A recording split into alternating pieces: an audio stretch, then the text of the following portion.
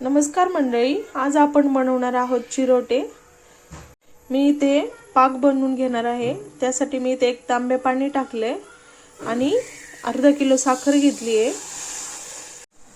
चिरोटे बनवण्यासाठी मी इथे अर्धा किलो मैदा घेतला आहे, अर्धी वाटी रवा घेतलाय आणि छोटी 1 वाटी दही घेतलंय मी। आपण यात थोडंसं मीठ टाकूया।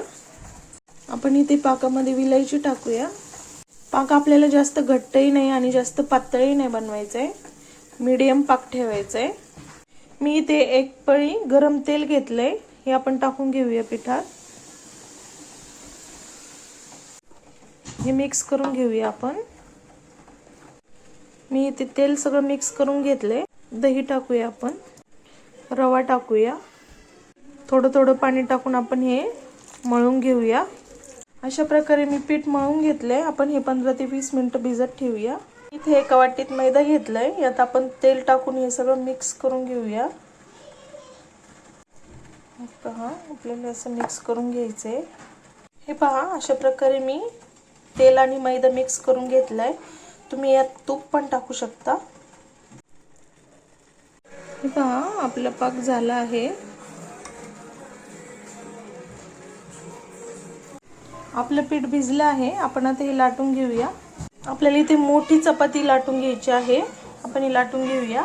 पहा, आपल्याला अशा प्रकारे पातळ चपातीला सारखं लाटून घ्यायचंय। पण आता हे सारण जे बनवले ते लावून घेणार आहोत। सगळीकडे लावून घ्यायचंय आपल्याला हे। पहा, आपण हे सगळीकडे लावून घेतले। आपल्याला आता हे फोल्ड करायचंय। आता ही चपाती फोल्ड करायची पूर्ण गोल। अशा प्रकारे आपल्याला हे असं फोल्ड करून घ्यायचंय। आपल्याला आता हे कट करून घ्यायचंय। हे पहा, असं आपण याला तळ हाताने असं दाबून घेणार आहोत। हे पहा, आणि आपण हे असं लाटून घेणार आहोत। हे पहा, पद्धतीने आपल्याला असं लाटून घ्यायचंय। आपण अशा प्रकारे सगळ्या लाट्या लाटून घेऊया। हे पहा, अशा प्रकारे मी सगळे लाटून घेतले आहेत चिरोटे। आपण हे तळून घेऊया। इथे तेल पण तापलंय आपलं, आपण हे तळून घेऊया। हे पहा, आपण हे तळून घेऊया। हे पहा, हे अशा प्रकारे तळले आहेत। आपण हे काढून घेऊया। आपण हे चिरोटे पाकात टाकूया। हे पहा, आपण हे लगेच काढून घेणार आहोत। आपले रसरशीत चिरोटे तयार आहेत। हे पहा, मस्त।